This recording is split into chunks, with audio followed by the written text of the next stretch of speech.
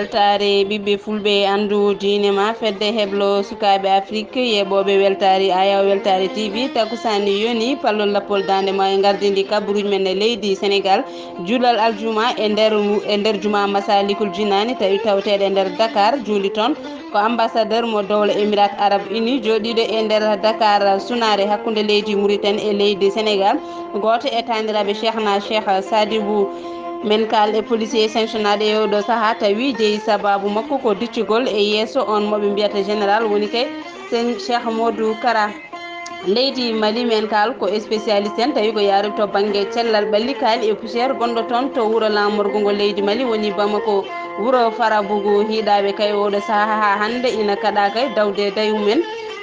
ene kaɗa dawde daymumen leydi mauritanie roɓinde kabaruji leydi mauritanie koye sawtowol dia amadou dia ko ɓuuri tengtude udditgol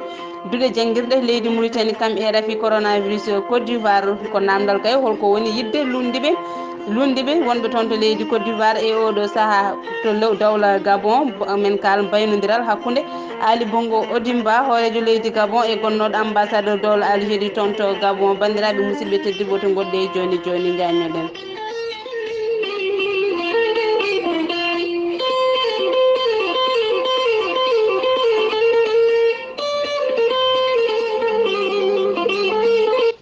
ade men natande kabaruji men e ɗemgal pular ko batake sawtol haali abouba tawi goto e batake ko gummoriɗo toon to galle Omar en mo Dakar batake ɗimmo o ko batake maître Adama Baldé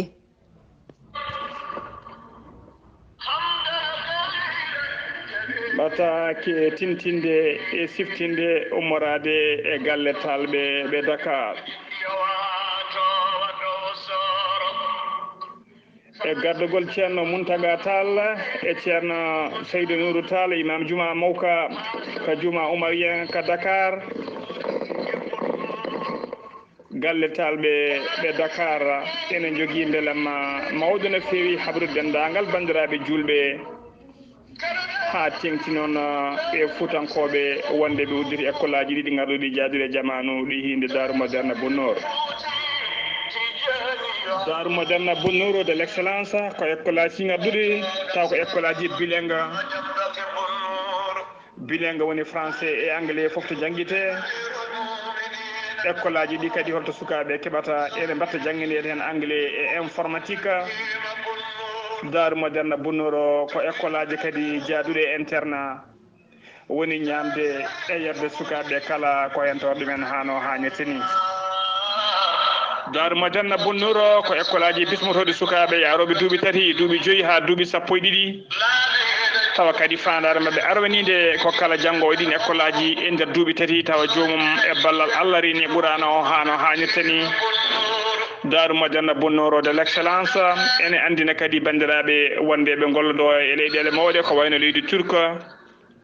sukaɓeɓe keblo heblo moƴƴo tawa kadi jaltuɗo foof ene jogo diplôme garɗuɗo jaaduɗe jamanu baɗaɗo recconi international Darou Moderne Bonnor ko école aji kadi jaaduɗe sunna saabu école aji worɓe ko banggue Bonnor worɓe rewɓe ko banggue so tawi ko Darou Bonnor sukaɓe rewɓe ɗum tawete koto villa numéro 1778 liberté 3 Dakar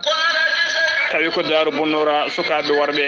on tawate koto wiyete cité Sonatel en numéro 18 Ouest Foire Darou Moderne Bonnor de l' excellence ene andina dendagal bandiraɓe wonde ɓe dartinta bindirgol sukaɓeɓe ko ñande 50 nduɗo lewru novembre gonɗen ɗum noon dendagal bandiraɓe heblotoɓe yiɗɓe windita toon sukaɓe mumen mbadden dando ko adi ñande 30 lewru novembre Darou Moderne de l' excellence Bonnor kala jiɗɗo ɗo ko ɓuuri labde mbatta 77 383 94 94 walla mbaɗa 77 638 31 78 walla mbaɗa 78 149 44 31 walla mbaɗa kadi 77 912 27 15 ko numéro uji Darou Moderne Bonnor de l' excellence dendagal bandiraɓe musidɓe tedduɓe eɗen mbiya tan mbadden dando faadede Darou Moderne Bonnor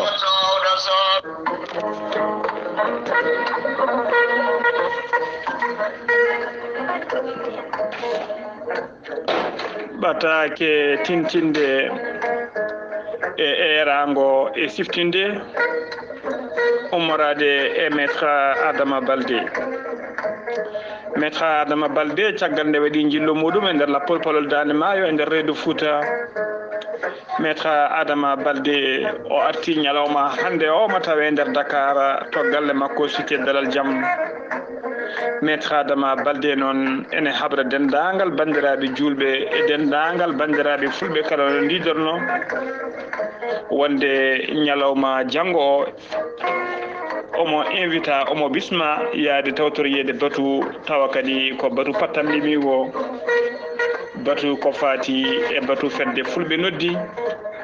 fedde fulɓe windere taw ko fedde wiyetende fedde fulɓe saliɓe yaware. Fedde fulɓe saliɓe yaware ne jogui janggo batu pattam limiyu ma mbiyen conférence de presse moɓe ɗamni wadde ñalawma janggo dendagal jayndiyankoɓe e dendagal dawriyankoɓe e dendagal joom ngaaluji e dendagal fulɓe kala ne bisma e batu ngu guila e yewtiyankoɓe windiyankoɓe e saktiyankoɓe kala ne bisma conférence o noon e batu ngu ñalande nde waɗata koto wiyete campement Ngexor département mo Mbour ko alet janggo so yeehi noon ha sanga 15 heures woni 3 heures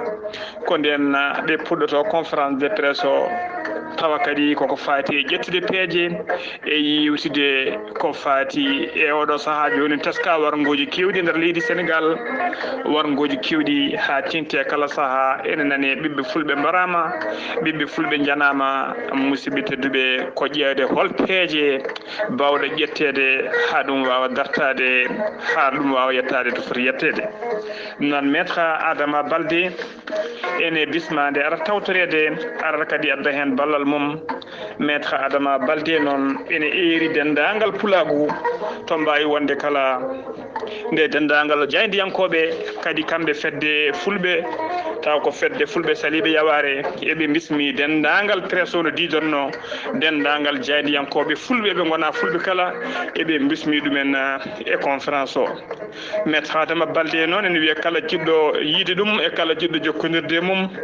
so ari toon ñalawma janggo ma tawmo toon so tawi kadi a noddi 77 454 27 09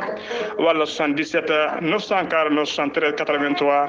ma heɓ ko ɓurɗo labde e maître Adama Baldé. Maître Adama Baldé jinganen fulade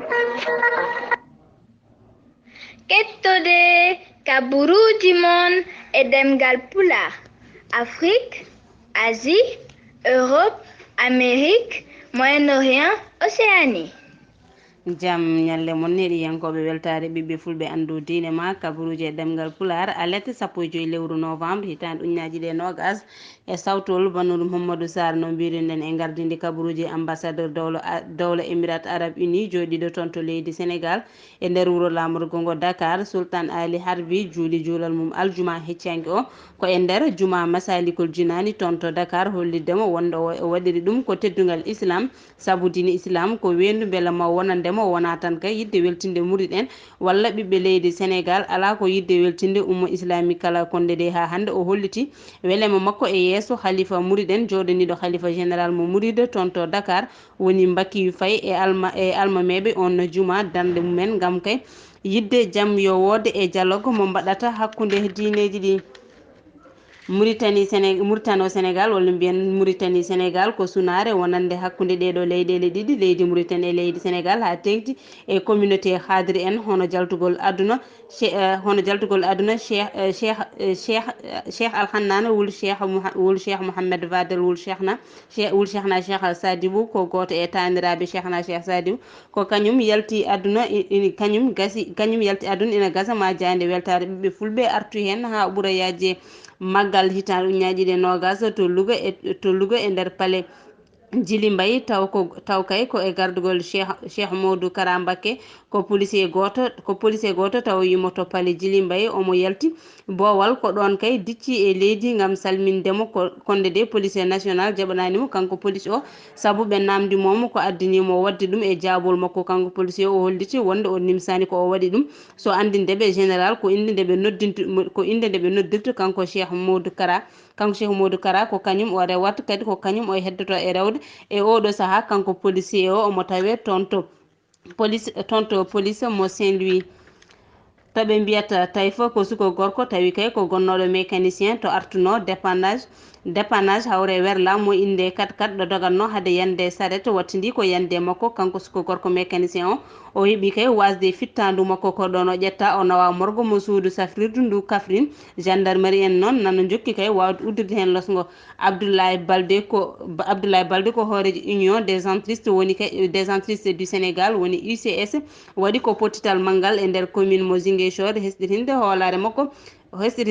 makko e hoorejo leydi Sénégal Macky Sall e hollidde beelema makko ko Idrissa Seck tawtoyi Macky Sall e ha hande e haalande makko o wi kay wonde ko wona Idriss Seck tan ma waɗi woɗɓe jogorɓe tawtoyde Macky Sall e weltanade kay o weltanima fandare nde hoorejo leydi Sénégal jogui so ɓeydude majorité présidentielle o jokki hen kay ko wiide liste présidentielle o ina woɗɗi uddude saabu kay ne waɗi heddiɓe ha hande tawi ko jogorɓe tawtoyde hoorejo leydi ndi hono Macky Sall immigration clandestin woni ɗanle suuɗo suuɗor Cheikh Mahi Ibrahima Niass ko khalifa général mo Medina Baye walla mbiyen ko kañum kay jooɗani Baye Niass toon to Medina Baye o suuti konngudi makko faade ardiɓe leydi Sénégal nde mbawata sakkude peeje ha ɓiɓɓe leydi Sénégal naaɓe mbawa gollude ina daña taw kay ina gonde ndimagu men o eeri men jinnaɓe nde mbawata kay wemnude gurdam hakkude mumen e ɓesguji ɗi sunare wonde ha hande tawi ko tawrede e nder leydi Sénégal wonande lamba leydi Sénégal ha tengti on biyeteɗo Balla Gaye 2 mbiru biyeteɗo Balla Gaye 2 saabu kay ko tokar makko kadi ko kañum wonno kocco makko woni Balla Gaye 1 ko kañum yalti aduna e ñalawma hande o toon to leydi Sénégal sen gummuma leydi Sénégal paɗen koto leydi Mali wuuro lamorgo ngo leydi Mali Bamako e spécialiste en yaaruɓe to banggal cellal ɓalli kolliti poussiére woni toon e on poussiére ne wawi kay wonde sababu ñabbuli kewɗi ɓe eerima ɓesguji ɗi nde mbawata kay dadɗude peeje kam e ɓornade comci tawi comci ɗi jeeyata sababu rafiji nde wonno ɓe nde wonno kay saaha foof ne waɗi comcol ngol ɓornante woni dabbude mum ha e ceeɗu ha hande e nder leydi Mali Farabougou e saaha from Niono jagorɗe nayyo mbawino kay gaddade ittude ɓen yimɓe tawi ko armiɓe te jeeya kay armé en wonde kay ha hande tawi ko kisal e ndenka ɓiɓɓe wuuro Farabougou te ndenka e kisal ɓiɓɓe wuuro Farabougou konde de ɗum laataki saabu kay ɓiɓɓe wuuro ngo kañumen kolliti ha joni dañani jambu saabu tan ñalde aljuma nde ɓiɓɓe wuuro ngo mbawino dawde guese mumen haɗumen yettoyade ko piyanɗe jihadiste en paaliɓe e laaɓi ɗi ko armé mo Mali wawi fabadeɓe nayiɓe banggue goɗɗo e sara wuuro Farabougou caggal kay nde armé leydi Mali wawi waddude jihadiste en garmi gara haaɓe mbawi dadde tawi kay hay goto mabɓe wasani hen fittandu mum sen gummima leydi Mali paɗen koto leydi Mauritanie roɓinde kabaruji leydi Mauritanie jaɓɓorɗen ko Dia Amadou Dia ɓinguel Bannou Sar baɗum Sar Abdoulaye Sar jaam ñalle ma Dia Amadou Dia altine janngo 16 lewru novembre jolal woni ñalawma udditgol duuɗe janguirɗe leydi Mauritanie hitande ujunnaje ɗiɗi e nogas e goo hono no holliri Ali Silli Soumari taw ko kanko woni kolaɗo kuuɓal to nokkure halfinande ko fati e jangde ngendi ndi kam e heblo karallagal o holliri fodde 54 bis ko kamen gummi e Nouakchott wuuro lamorgo ngo ina jolni fodde 100 jangguinowo hakkude noon duuɗe leflese ɗe hani e duuɗe hakkudeje ɗe gam nawde ɗumen e nder leydi ndi e nokkuji to ɓen ɗon ha fetta taw ɓen ɗon 100 kala koye nder ndeɗo hitande ɓe jalti e tuma nde ɓe gonno e hebloji beele tan e oɗo saaha joni wawde ngarɗitinde e jangde leydi Mauritanie rafi coronavirus beele wonani e ɓeydade e nder leydi ndi tuma ka nder teska ɓalɗe ɓennude de o rafi coronavirus ko puɗɗinoɗo no fewi taw ko ɓen ɗon fiɗeteɓe puɗɗinoma ustade e nder leydi Mauritanie kono ina teska e nder ɗeɗo balɗe rafi coronavirus ɓen ɗon fiɗeteɓe koko ɓeydi e nder leydi ndi hono no holliri jagorɗo kalfinade ko fati cellal leydi ndi kikiɗe hanki e nder 350 e jeeɗiɗo holkisanoɓe so gondani e rafi coronavirus 16 hesɓe ko kamen tawa ina gondi e rafi o tato e nder ɓe cellano ɓe kepti cellal mumen so tawi ko 16 yitaɓe hanki ɓe hen goto koto Luxar jeetata ko toon to legal tabrak zena jeeɗiɗo koto legal arvata dendangal ko wonde rafi coronavirus e nder leydi Mauritanie ko ujunnaji jeeɗiɗi e temedde jeenayyi e capanɗe nayyi e jeetato so tawi ko selloɓe ɓe ko ujunnaji jeeɗiɗi e temedde joyyi e sappo e jeegomo wasɓe pittali mum ko temedere e capanɗe jeegomo e joyo. Amedy Camara kanko taw ko kanko jooɗani leydi Mauritanie toon to Nigéria ñande alhamis nde toon to wuuro lamorgo ngo Abidjan o wawi joɗodade e hoorejo mo leydi Nigéria Mouhammadu Buhari e nder hen o wawi yettinde taw ko calminali ummorade e nando makko mo leydi Mauritanie Mouhammadu Ould Cheikh El Ghazouani faade e nando muɗum mo leydi Nigéria woni Mouhammadu Buhari ɓe mbawi yewtidde tawi kay ko cehilagal e jutodiral moƴƴal gongal hakkude leydi Mauritanie kam e leydi Nigéria. Ardiɓe région mo Nouakchott kamɓene ɓe mbawi yuɓɓinde ɗum ɗon ko ñalawma asetta hanki o tawi ko jonde nden ɗon jonde koko fati e wadde hirjinoji e oɗo rafi biteɗo diabète ko ñalawma hanki ni wonno taw ko ñalawma winderyankojo ko fati e rafi diabète koye nder hen tan e oɗo saaha joni ɓe mbawi kay wadde hirjinoji e famminde ɓesguji ɗi holno mbaɗata ha mbawa dadde o rafi diabète saabu kolloride rafi diabète ko rafi kulɓiniɗo no fewi. Gardiɗo coalition vivre ensemble Kane Hamidou Baba kanko no wawi yilloyade tawi ko on ɗon gardiɗo commission nationale des droits de l'homme woni tan on ɗon taw ko gardiɗo nokku kalfinaɗo ko fati e jojjande ade e nder leydi Mauritanie biyeteɗo maître Ahmed Salem Wulu Boubeyni kay nder hen kanko Kane Hamidou Baba ɗum ɗon waɗi ko ñande aljuma ɗum ɗon waɗi ko ñande aljuma nde e nder hen o wawi no fewi tawi ko yettude on ɗon gardiɗo no jojjandade nder leydi Mauritanie holliri tan omo weltani on tawi kay ko e gila ari e gardigu ngu saabu ina jogui coftal manggal ko fati e ko wiyete jojjande ade kono kanko Kane Hamidou Baba o holliri ɗum ko wiyete jojjande ade e nder leydi Mauritanie joni o de ko ɗum hunde wonde baaye woni tan bayiɗude o yejjitani artude e caɗele port autonome toon to wuuro Nouadhibou ɓe ganduɗa fodde duuɓi hande ina guuri e ɗen ɗon caɗele Kane Hamidou Baba arti e Mauritanie naaɓe ɓe ganduɗa ko toñaɓe jaltina leydi mumen Mauritanie tawi koye guila e kitale 89 wurɓe to leydi Sénégal hani e wurɓe to leydi Mali ha joni nan toon jooki ina donki artude Kane Hamidou Baba o arti no fewi kadi koye caɗele kewnoɗe toon to legal biyetegal Darel Beyda o holliri tuma nde ganduɗa ko bandi arno gam yidde yande e sukaɓe rewɓe ɗiɗo toon to Darel Beyda caggal toon noon nde ɓen ɗon pi on ɗon suka ɗum ni kadi ɓen ɗon taw ko police mo leydi Mauritanie waɗani hen darde muɗum nde fonno wadde hen nde kanko Kane Hamidou Baba gardiɗo coalition vivre ensemble o arti no fewi e caɗele guuraɗe e nder leydi Mauritanie kono kadi o holliri on ɗon omo jogui yakare mawde e oɗo saaha joni e on ɗon Boubeyni taw ko gardiɗo ko fati e jojjande ade e leydi Mauritanie omo jogui yakare mawde ma waw jojjidde ko yoga e gueɗe kay ko fati e jojjande ade e nder leydi Mauritanie. Horejo mo leydi Mauritanie Mouhammadu Ould Cheikh El Ghazouani kanko nomo sabba ɗum ɗon de ko kikiɗe hande tawi ko aletare 15 nduɗo lewru novembre ɗum ko toon to gorgol ha to lamorgo muɗum woni kay heydi taw noon ko jillu ngu waɗata toon e nder ha joni guure dande maayo Sénégal kanko horejo mo leydi Mauritanie janggo subaka fodde hedde waktuji 9 omo foti kanko e cortége makko yaade toon to wuuro wiyetego Mbouta gam kay wawde udditoyde duuɗe ko fati e jangde leydi ndi saabu kay ko janggo subaka duuɗe gende Mauritanie udditta tawa ko ɗum ɗon ko fati e jangde leydi ndi hitande ujunnaje ɗiɗi e nogas ujunnaje ɗiɗi e nogas e goho caggal ɗum ɗon noon so wawi uddidde ɗen ɗon duuɗe kanko horejo leydi ndi so arti to wuuro kay heydi mo fatu toon to Nouakchott tawa kay koye kikiɗe janggo Bano Sar gasi ha laaɓi ceer ko tongunoɗen kabaruji e ɗemgal Pulaar e kikiɗe hande o ɗo wonno ga e ko musidɗo moon Amadou Alassane Dia faade weltare ɓiɓɓe fulɓe andu diine ma. a jarama Dia Amadou Dia ha hande kabaruji men e ndemgal pular leydi Côte d'Ivoire jonde hakkunde Alassane Ouattara horejo leydi Côte d'Ivoire e ex président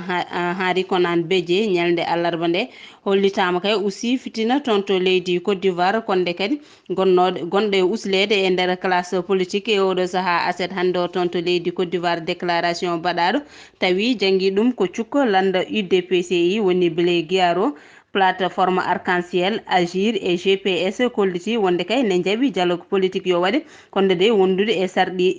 e sarɗi so wideɓe kay conseil national taw ko transition yo waɗe ina wonde sunare yo waɗe e nder leydi ndi gam kay ɓen sababu nde ɓen tawi ko wasɓe pittali men e singoji hooreɓe leydi Côte d'Ivoire juɓɓinanoɗi ñande capantati e goho lewru octobre woni lewru maydu ɗo ndu ene wonde kadi uddirde résidence uji tawi ko lundiɓe uddanoɗi e wonde artirgol ɓiɓɓe leydi Côte d'Ivoire naaɓe gartirgol ko ɓiɓɓe leydi Côte d'Ivoire naaɓe wuurɓe to caggal leydi taw kay ko yaltinoɓe leydi ndi woni tan les exil en wonde kadi wattude sungoji hooreɓe leydi juɓɓinanoɗi toon nde mbawata wattede leydi Gabon ambassadeur de la République algérienne démocratique woni Mohamed Antar Daoud joɗennoɗo leydi Algérie toon to Gabon o waynodiri e hoorejo leydi mo Gabon woni Ali Bongo Odimba caggal nde o waɗi kay ina wona duuɓi 6 e nder leydi Gabon omo joɗani toon leydi Algérie o gasni mission makko e ñalawma hecci hanko o waynodiri kay e hoorejo leydi Gabon leydi Rwanda Tijani Thiam ko banquier franco ivoirien walla mbiyen banquier France Côte d'Ivoire mennoɗo wonde patron crédit suisse e oɗo saaha ko kanko kay waɗa président conseil mo Rwanda finance limited ko entreprise publique tawi fandare nde ko yidde wadde Kigal wuuro lamorgo ngo leydi Rwanda centre financier international gasi ha laaɓi ko tonguɗen roɓindo kabaruji e ɗemgal pular aletta hande 15 lewru novembre hitande ujunaje 2020 tawi ɗo e haalirde nde ko Bannour Mamadou Sarr to karallagal ko Seydou Abouba roɓindo kabaruji leydi Mauritanie ko Dia Amadou Dia adi men kabaruji e ɗemgal pular weltare ɓiɓɓe fulɓe ko kikiɗe janggo